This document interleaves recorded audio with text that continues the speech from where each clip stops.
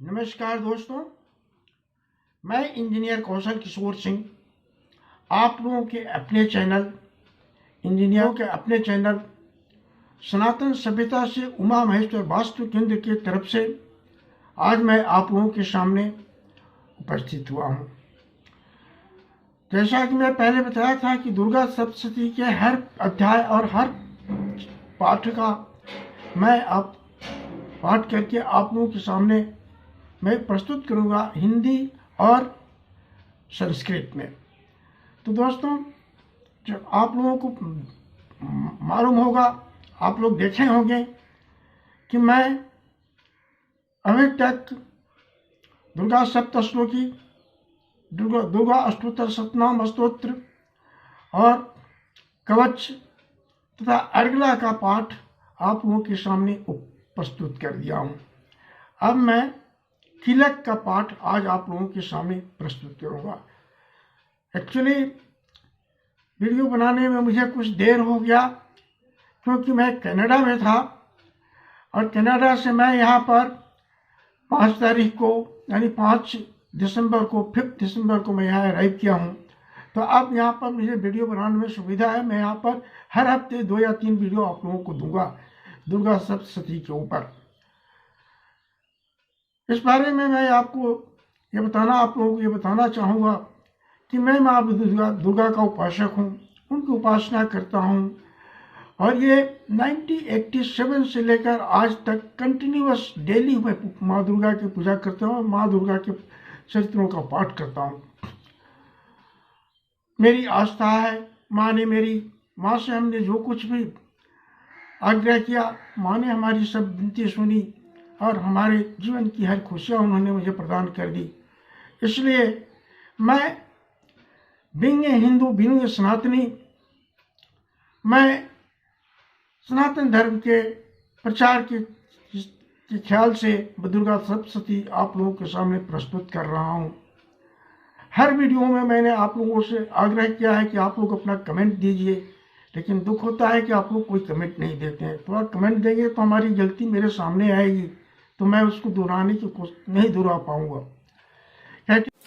अथ कीलकम ओम अस्य श्री कीलक मंत्रस्य शिव ऋषि अनुष्टुप छंदः श्री महासरस्वती देवता श्री जगदम्बा पितर्थम सप्तस्तोक सप्तशती पाठंगत्वेन जपे विनियोगः।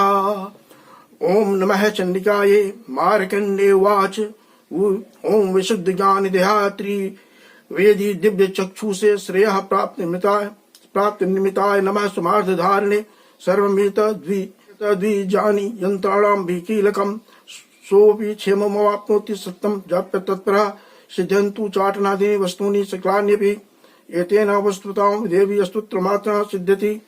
न मन्त्रो नौषधं तत्र न किंचिदपि विद्यते बिना जाप्येन सिद्ध्यते। सर्वं चाटनादिकं समग्रणीयापि सिद्ध्यन्ति लोकशङ्कां इमामयः कृत्वा निमन्त्रयामास सर्वमेवं युधं शुभम्। स्तोत्रं वै चण्डिकायास्तु तच्च गुप्तं चाक्रसः स्नातिर्न च पुण्यश्च तां यथा मणियन्त्राणां सोऽपि क्षेममवाप्नोति सर्वमेवं न संशयः। कृष्णायां वा चतुर्दश्यां मष्ट्यां वा समाहितः प्रतिगिरिः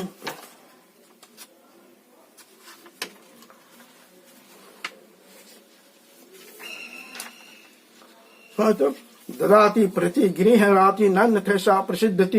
इत्थं रूपेण कीलेन महादेवेन कीलितं यो निष्कीलां विद्धा यज्ञां नित्यं जपति सन्नस्फुटं सः सिद्धः सः गणः सोऽपि गन्धर्वो जायते नरः न च वपटतस्तश्च भयं क्वापि अजायते।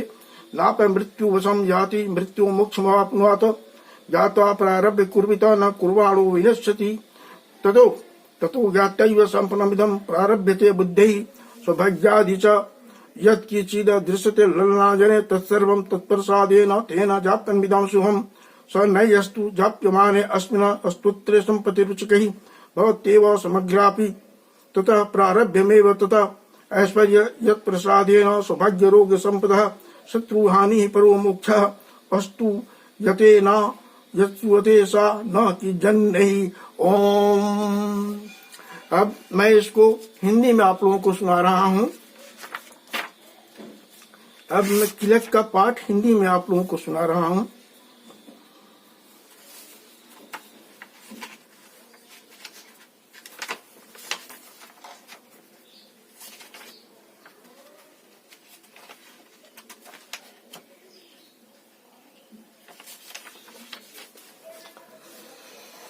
ओम चंडिका देवी को नमस्कार है। मार्कंडेय जी कहते हैं, विशुद्ध ज्ञान है जिनका शरीर है, तीनों वेद ही जिनके दिव्य नेत्र हैं, जो कल्याण प्राप्ति के हेतु तथा अपने मस्तक पर अर्धचंद्र का मुकुट धारण करते हैं, उन भगवान शिव शंकर को नमस्कार है। मंत्रों का जो अभिकीलक है, अर्थात मंत्रों की सिद्धि में विघ्न उपस्थित करने वाले सापरूपी किलक का जो निवारण करने वाला है, उस सप्तशती स्तोत्र को संपूर्ण रूप से जानना चाहिए और जानकर उसकी उपासना करनी चाहिए। यद्यपि सप्तशती के अतिरिक्त अन्य मंत्रों के भी जप में जो निरंतर लगा हुआ रहता है, वह भी कल्याण का भागी होता है।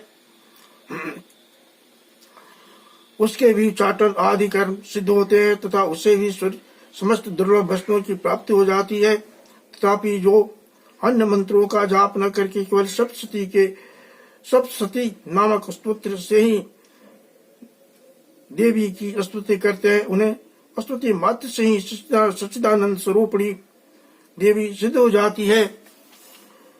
उन्हें अपने कार्य की सिद्धि के लिए मंत्र, औषधि तथा अन्य किसी साधन की उपयोगिता नहीं आवश्यक नहीं होती है।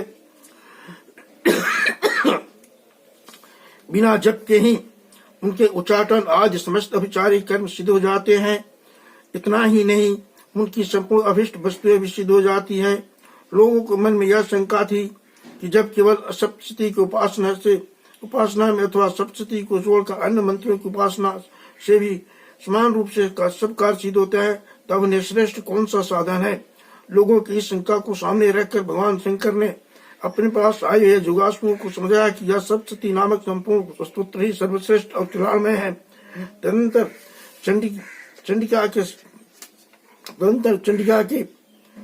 भगवती चंडिका के सप्तशती नामक स्तोत्र को महादेव जी ने गुप्त कर दिया। सप्तशती के पाठ से जो पुण्य फल प्राप्त होता है, उसकी कभी समाप्ति नहीं होती, किंतु अन्य मंत्रों से अब जब जन पुण्य की समाप्ति हो जाती है। अतः भगवान शिव ने अन्य मंत्रों की अपेक्षा जो सप्तशती श्रेष्ठता का निर्णय किया है, उसे यथार्थ मानना चाहिए। यह मंत्रों का जप करने वाला, अन्य मंत्रों का जप करने वाला पुरुष भी यदि सप्तशती के स्तोत्र और जप का अनुष्ठान कर ले, तो वह भी पूर्ण रूप से कल्याण का भागी होता है। इसमें तनिक ही संदेह नहीं की जा सकती। जो साधक कृष्ण पक्ष की चतुर्दशी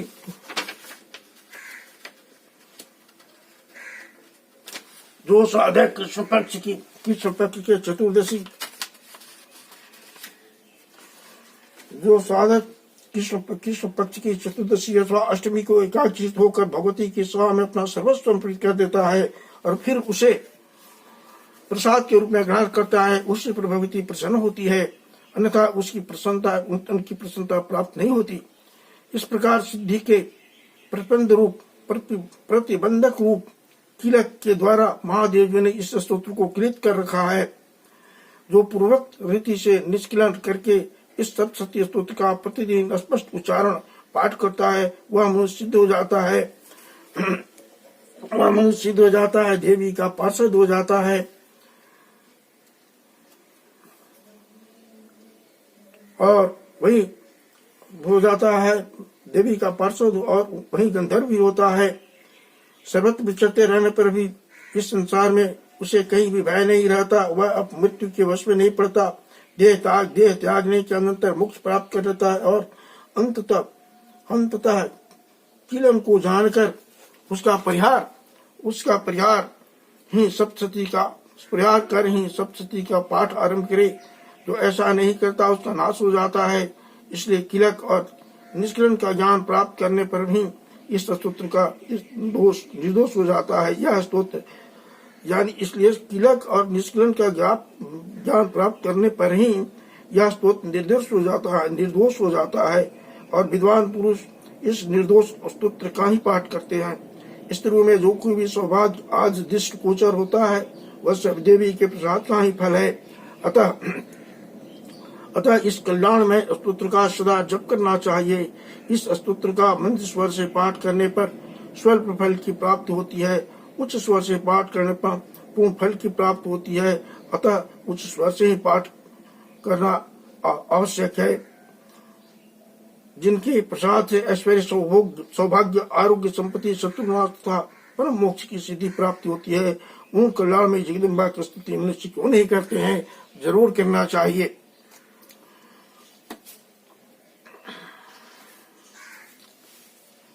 तो दोस्तों, कीलक का मैं पाठ आप लोगों के सामने हिंदी और संस्कृत में दोनों में प्रस्तुत किया। आप लोग इसको देखकर अपना विचार, अपनी थिंकिंग, अपने मन में उठने वाले सवाल को मेरे कमेंट बॉक्स में आकर जरूर मेरे से पूछे, मुझको दें।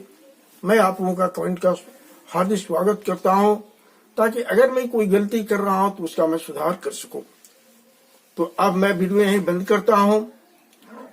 आप लोगों से दूसरे वीडियो में मिलूंगा। इसके बाद जो मैं पाठ दूंगा उसमें आपसे मिलूंगा और इस तरह से धीरे धीरे दुर्गा सप्तशती की संपूर्ण किताब का मैं पाठ आप लोगों के सामने प्रस्तुत करूंगा।